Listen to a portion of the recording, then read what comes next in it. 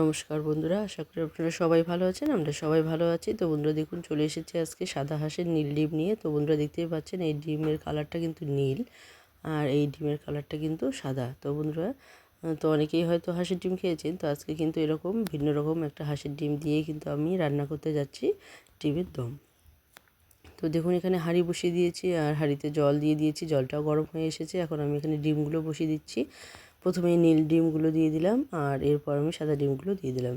তো বন্ধুরা দেখতেই পাচ্ছেন। তো আপনারা কে কে এরকম নীল ডিম দেখেছেন আর খেয়েছেন অবশ্যই কমেন্টে জানাতে ভুলবেন না। আমাদের বাড়িতে আগে একটা হাঁস ছিল, তখন কিন্তু এরকম নীল ডিম পারত। তো বন্ধুরা দেখুন, এখন আমি এখানে দুটো দিয়ে দিচ্ছি পোলট্রির ডিম, কারণ বাচ্চাদেরকে হাঁসের ডিম খাওয়াবো না।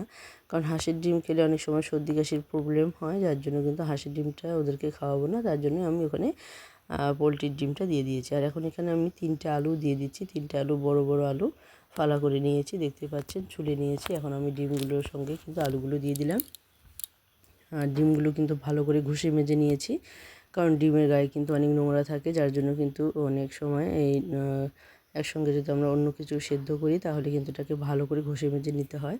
তো দেখুন, এখানে পোলট্রির ডিমগুলোকে কিন্তু আমি আগে বের করে নিয়েছিলাম, কারণ পোলট্রির ডিম কিন্তু খুব তাড়াতাড়ি সেদ্ধ হয়ে যায় আর হাঁসের ডিম কিন্তু অনেকটাই সময় লাগে। আর এখন দেখুন, হাঁসের ডিম আর পোলট্রির ডিমগুলোকে বের করে কিন্তু আমি ঠান্ডা জলের মধ্যে রেখে দিয়েছি, কারণ এই যে হাঁসের ডিমগুলো ছুললে কিন্তু অনেক সময় উপরের খোসাটা উঠে আসে। খোসার সময়তে দেখতেই পাচ্ছেন, এখন কিন্তু ঠান্ডা জলে রেখে দিলে কিন্তু এটা সহজেই কিন্তু খোসাটা উঠে আসে আর ডিমগুলো কিন্তু ভেঙে যায় না। বন্ধুরা দেখুন, এখানে কড়াই বসিয়ে দিয়েছিলাম, তেলটাও গরম হয়ে গিয়েছিল। আর এখন আমি ডিমগুলো দিয়ে দিয়েছি আর এখানে সামান্য পরিমাণ লবণ আর হলুদ দিয়ে আমি কিন্তু এটাকে ভালো করে ভেজে নেব। তো দেখতে পাচ্ছেন, এখানে 1 চিমটি পরিমাণ লবণ দিয়ে দিয়েছি আর একটুখানি 1 চিমটি পরিমাণ হলুদ আমি এখানে দিয়ে ভালো করে এটাকে নেড়ে চেড়ে ভেজে নেব। তো বন্ধুরা, আপনারা কে কে এরকম সাদা হাঁসের নীল ডিম খেয়েছেন অবশ্যই কিন্তু কমেন্টে জানাবেন। তো আগেই বলেছি, আপনারা দেখতেই পেয়েছেন যে আমি টাইটেলে কী লিখেছি। তো এরকম ডিম কিন্তু হয় অনেক সময়, অনেক হাঁসের এরকম হয়। আমাদের বাড়িতে আগে একটা হাঁস ছিল, সেই হাঁসের কিন্তু রঙটা ছিল সাদা, কিন্তু ডিমগুলো পারতো কিন্তু এরকম ঠিক নীল রঙের। যার জন্যই কিন্তু আমি এখানে টাইটেলে নাম দিয়েছি কিন্তু সাদা হাঁসের নীল ডিম। তো বন্ধুরা দেখতেই পাচ্ছেন, এখানে অন্য একটা কড়াই বসিয়ে দিয়েছি। ওইদিকে কিন্তু ডিমগুলো ভাজা হয়ে গিয়েছে, নামিয়ে নিয়েছি। আর এখানে অন্য একটা কড়াইয়ের মধ্যে আমি দিয়ে দিলাম দুটো কাঁচা লঙ্কা, সামান্য পরিমাণ কালো জিরে। তো লঙ্কাটার পরিমাণ আপনারা বাড়িয়ে কমিয়ে নেবেন, কারণ বাচ্চারা খাবে, তাই আমি লঙ্কা মানে ঝালটা একটু কমই দিয়েছি। তো দেখুন, এখানে এরপর আমি সেদ্ধ করে রাখা আলুগুলো কিন্তু কেটে নিয়েছি চৌকোনা করে, দেখতে পাচ্ছেন। বরফি করে কেটে নেওয়া আলুগুলো কিন্তু আমি দিয়ে দিয়েছি, সেদ্ধ করে নেওয়া আলুগুলো। কিন্তু এরপরেও কিন্তু আলুগুলোকে একটুখানি ভালো করে ভেজে নিতে হবে, তাহলে কিন্তু এর স্বাদটা অনেকটাই বেড়ে যাবে। তো বন্ধুরা দেখুন, এখন নেড়ে চেড়ে ভালো করে ভেজে নেব। তো দেখুন, 2 মিনিট ভালো করে নেড়েচেড়ে ভেজে নেওয়ার পর এখন আমি এখানে দিয়ে দেবো স্বাদ মতো লবণ। তো যতটুকু আমি ঝোল করব বা গ্রেভি করব সেই আন্দাজ মতোই কিন্তু লবণটা আমি এখানে দিয়ে দিয়েছি। তো আপনারা যে এরকম ঝোল করবেন সেই আন্দাজ মতোই কিন্তু লবণটা দেবেন। আর এখানে সামান্য পরিমাণ হলুদ আমি এখানে দিয়ে দিয়েছি। এখন ভালো করে নেড়েচেড়ে এটা ভেজে নেব।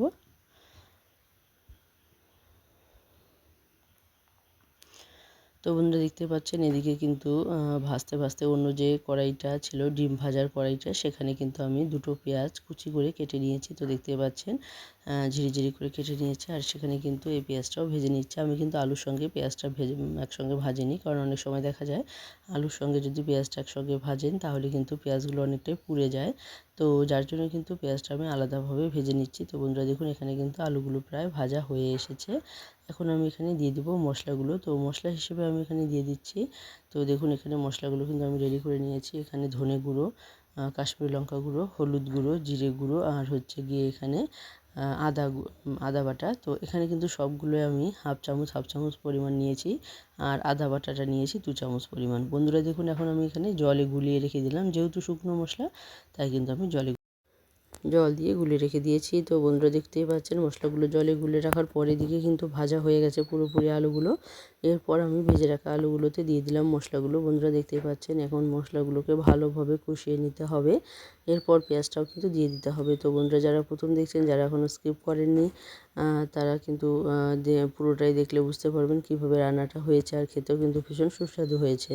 তো বন্ধুরা দেখুন, এখানে পেঁয়াজ ভাজাটা আমি এখন দিয়ে দেবো, কষানোর সময় দিয়ে দেবো। তো আপনারা তো ডিমের দম অনেক রান্না করেছেন, তো এইভাবে যদি একবার পেঁয়াজগুলো আলাদাভাবে ভেজে দেওয়া যায় তাহলে দেখবেন এর কিন্তু একটা আলাদা রকম ঘ্রাণ চলে আসে। তো বন্ধুরা দেখুন এখন আমি এখানে পেঁয়াজটা দিয়ে দিচ্ছি।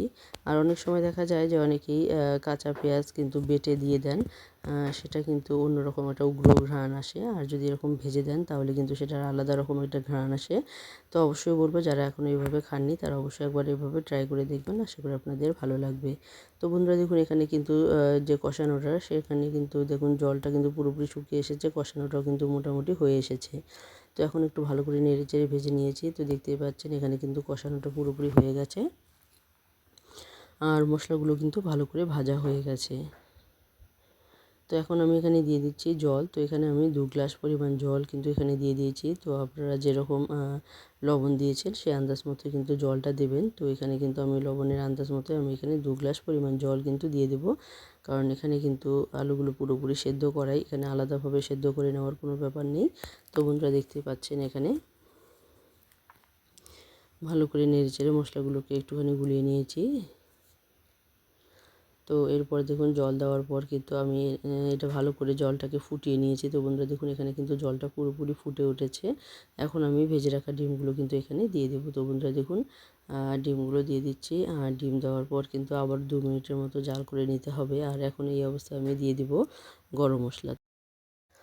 তো বন্ধুরা যারা গরম মশলা বেটে দিতে চান, গোটা গরম মশলা, তারা গোটা গরম মশলা দিতে পারেন। তো আমি সবসময় কিন্তু প্যাকেটেরটাই ব্যবহার করি, কারণ যেটা গোটা গরম মশলা থাকে সেটা কিন্তু গন্ধটা একটু উগ্র হয়, মানে অতিরিক্ত গন্ধটা হয়।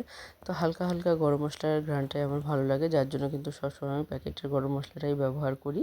তো বন্ধুরা দেখুন এখানে কিন্তু গরম মশলাটা দিয়ে দেওয়ার পরও একটুখানি নেড়েচেড়ে জাল করে নেব, যাতে করে গরম মশলার ঘ্রাণটা খুব সুন্দরভাবে ছড়িয়ে পড়ে। তো বন্ধুরা দেখুন কতটা সুন্দর হয়েছে দেখতে। এটা কিন্তু নামিয়ে নিলে কিন্তু আরও গ্রেভি হয়ে যাবে, কারণ আলু যেহেতু আছে, আলু কিন্তু অনেকটাই রসটাকে টেনে নেবে। তো বন্ধুরা দেখুন এখানে কিন্তু পুরোপুরি রান্নাটা হয়ে গেছে, এখন আমি নামিয়ে নেব। তো যে সমস্ত বন্ধুরা আজকে প্রথম দেখছেন, যারা এখনও বন্ধু হননি তারা অবশ্যই বন্ধু হয়ে পাশে থাকবেন। আর যারা পুরনো বন্ধুরা শুরু থেকে শেষ অবধি সঙ্গে আছেন, সবাইকে অসংখ্য অসংখ্য ধন্যবাদ এবং সবার প্রতি রইল অনেক অনেক ভালোবাসা। তো বন্ধুরা বেশি বেশি করে বন্ধুবান্ধবদের মধ্যে শেয়ার করে দিন, যাতে তারা এই সাদা হাঁসের নীল ডিম খেতে পারেন এবং এর স্বাদ গ্রহণ করতে পারেন। তো বন্ধুরা দেখুন এখানে কতটা লোভনীয় হয়েছে দেখতে। তো বন্ধুরা এটা দেখতে যেরকম লোভনীয় হয়েছে, খেতেও কিন্তু ভীষণ সুস্বাদু হয়েছিল।